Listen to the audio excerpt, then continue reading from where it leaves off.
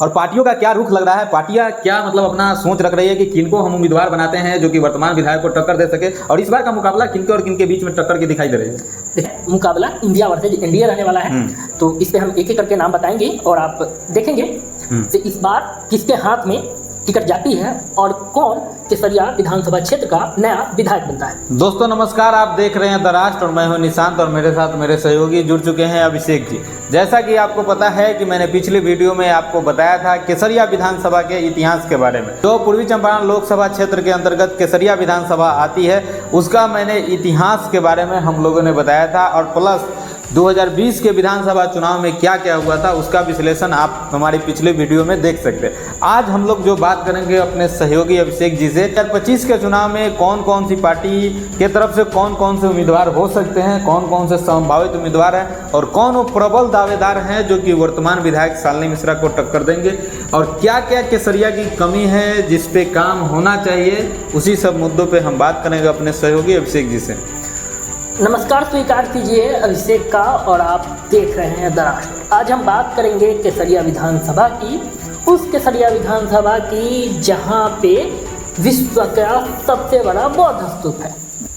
लेकिन उस बौद्ध स्तूप की स्थिति कैसी है आप लोग देख सकते हैं।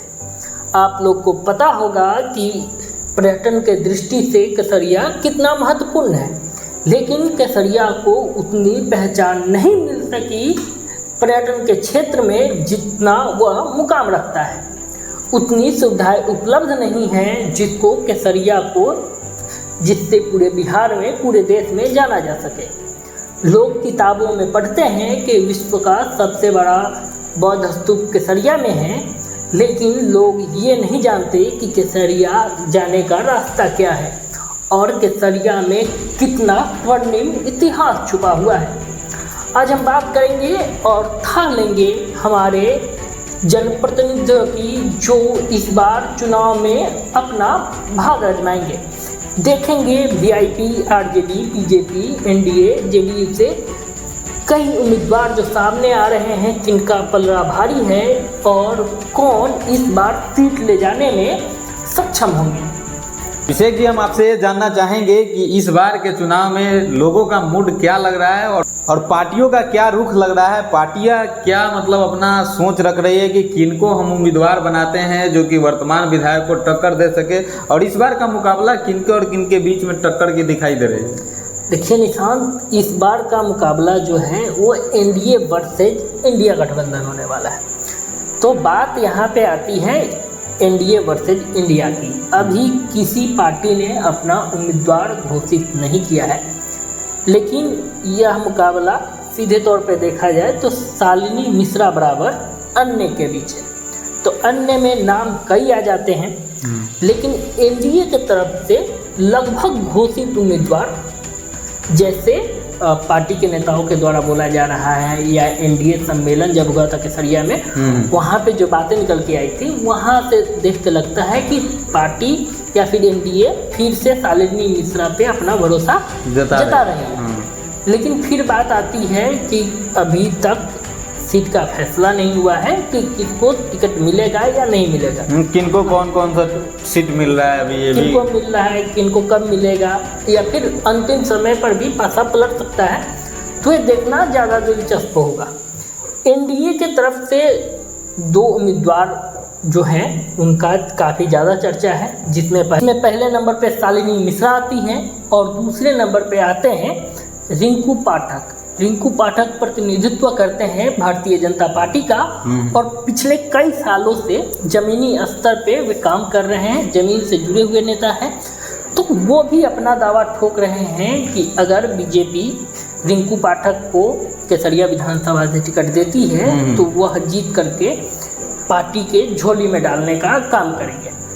लेकिन जैसे ही आप इंडिया गठबंधन की तरफ आते हैं तो यहाँ पे इतने नाम हैं कि आप गिनते गिनते आपकी उंगलियां खत्म हो जाएंगी, लेकिन उम्मीदवारों की या फिर वो नेताओं का लिस्ट खत्म नहीं होगा जो इंडिया गठबंधन से टिकट लेने के लिए उत्साहित है। ऐसा करते हैं ना, तो आप पार्टी वाइज बताइए। जैसे इंडिया गठबंधन में बहुत सारी पार्टी हैं जिनके मतलब सभी पार्टियां के तरफ से अपने अपने उम्मीदवार जो है अपने क्षेत्र में भ्रमण कर रहे हैं, सभी लोग टिकट के लिए दावेदारी पेश कर रहे हैं। टीआईपी की तरफ से अलग ही 2-3 कैंडिडेट जो है अपना नाम प्रस्तावित कर रहे हैं कि इस बार हम केसरिया से चुनाव लड़ेंगे।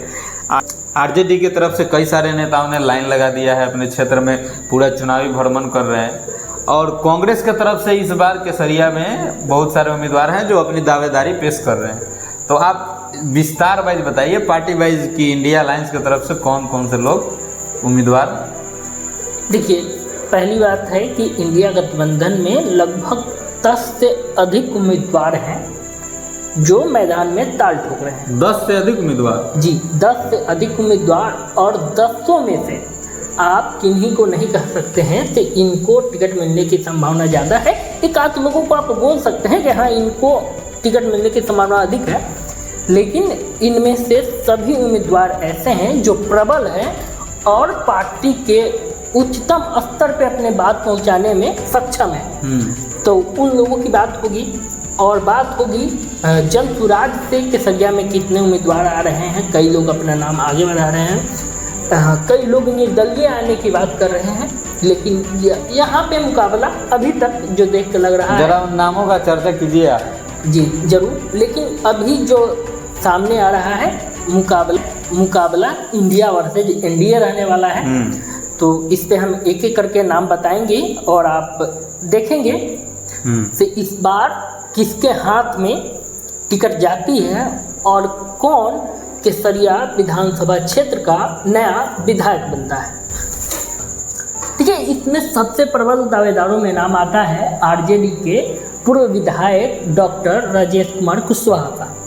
वो इससे पहले भी 2015 में आरजेडी की तरफ से विधायक रह चुके हैं और वीआईपी के टिकट पे पूर्वी चंपारण लोकसभा से चुनाव लड़ चुके हैं। और वे सब उन प्रत्याशियों में से हैं जो राधा मोहन सिंह को सबसे अधिक टक्कर देने वाले लोगों में से है।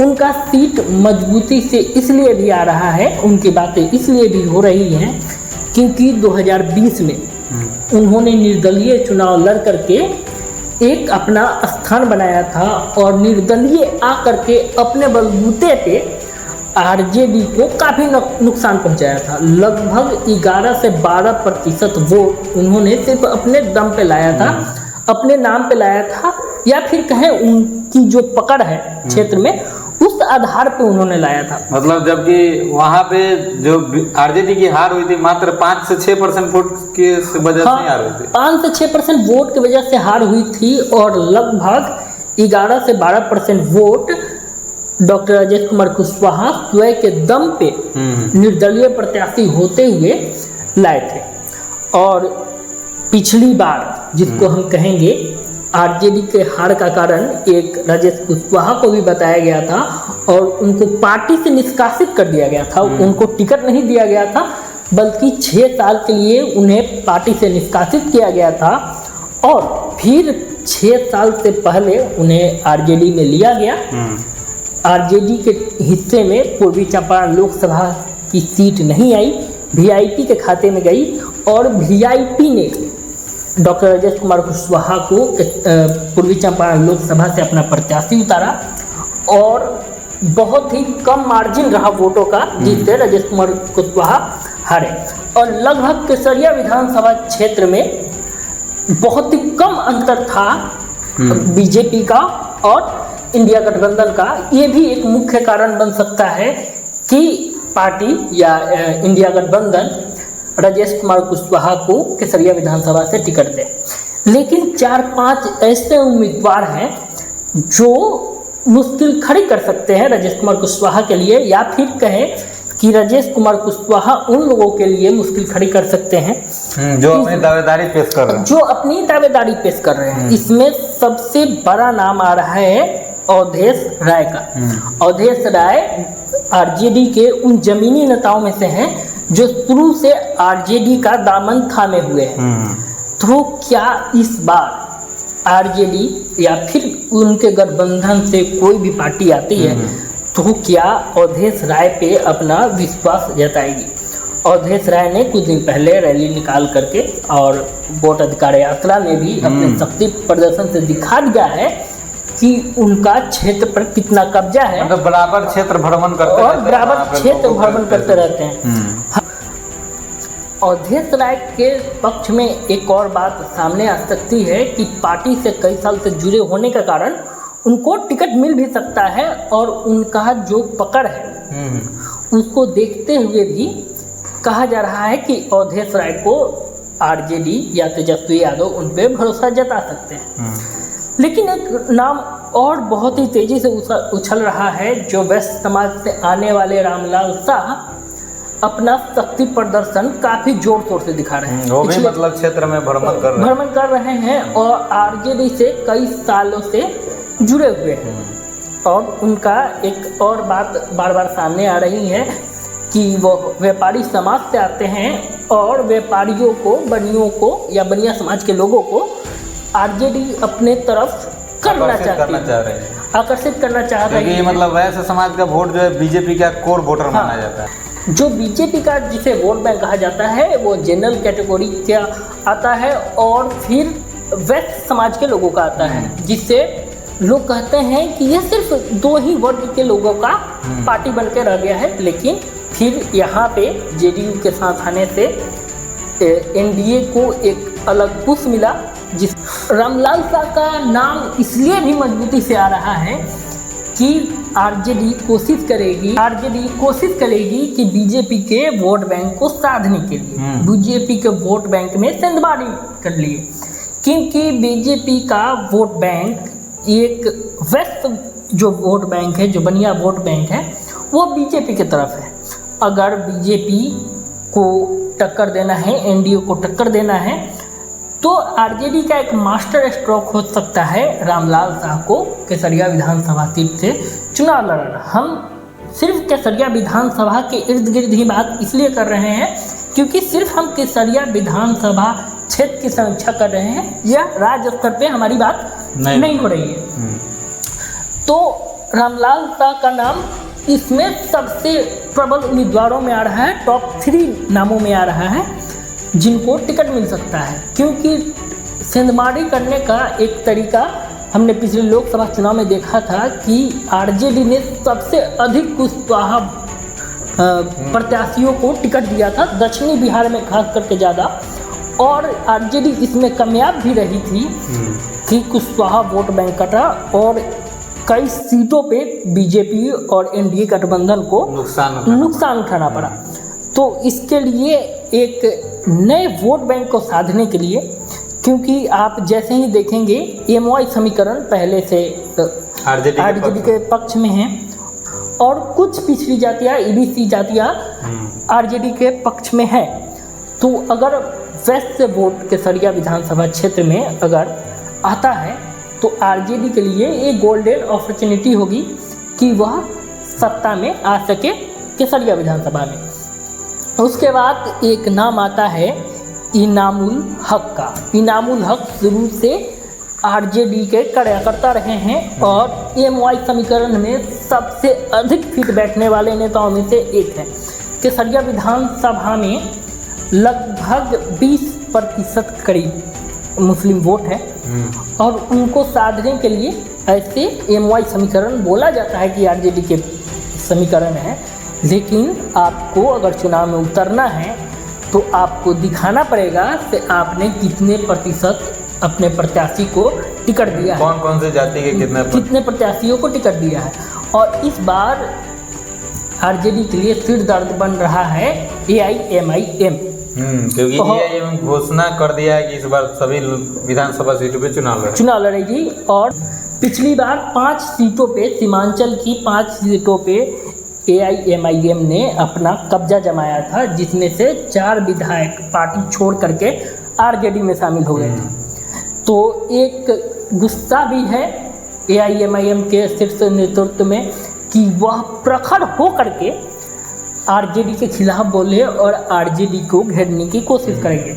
अगर उनको अब वोट बैंक के तौर पे देखा जाए या फिर चुनावी मैदान में उतरना है तो आरजेडी के पास उतने नंबर होने चाहिए कि वो बोल सके कि हम मुसलमानों को भी उतना प्रतिनिधित्व दे रहे हैं जितना उनका अधिकार है। एक और नाम आता है पूनम देवी का। पूनम देवी का नाम इसलिए भी आ रहा है कि महिला बनाम महिला के इस सीट में अगर बीजेपी या एनडीए अगर यहाँ पे शालिनी मिश्रा को, जो मानिए तो 90% तक फिक्स है कि शालिनी मिश्रा ही यहाँ से एनडीए की जेडीयू की उम्मीदवार होंगी, तो उनको टक्कर देने के लिए एक महिला उम्मीदवार को भी देखा जा सकता है जिसमें नाम पूनम देवी का आता है।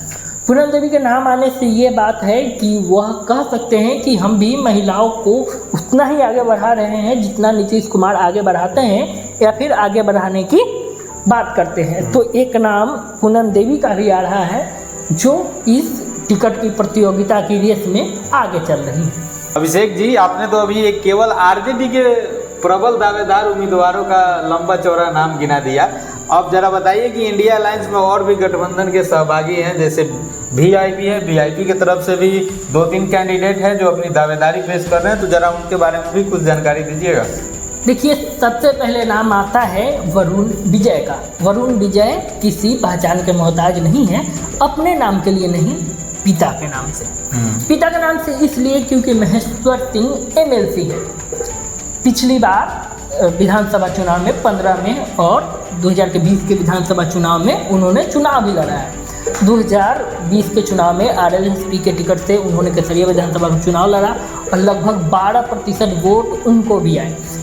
उस समय आरएलएसपी तीसरी गठबंधन में थी एआईएमआईएम के साथ और एक आध और पार्टियां थी उनके साथ। अगर वीआईपी यहाँ पे वरुण विजय को टिकट देती है तो यहाँ पे एक और मजेदार खेल यह होने वाला है कि इसमें एनडीए के वोट बैंक में सेंध लगने की बात हो रही है, क्योंकि वरुण विजय राजपूत समाज से आते हैं, महेश्वर प्रसाद सिंह राजपूत समाज से आते हैं और उनकी कुछ हद तक केसरिया विधानसभा सीट पे पकड़ है और एमएलसी हैं तो राजनीतिक बैकग्राउंड बहुत अधिक मजबूत है।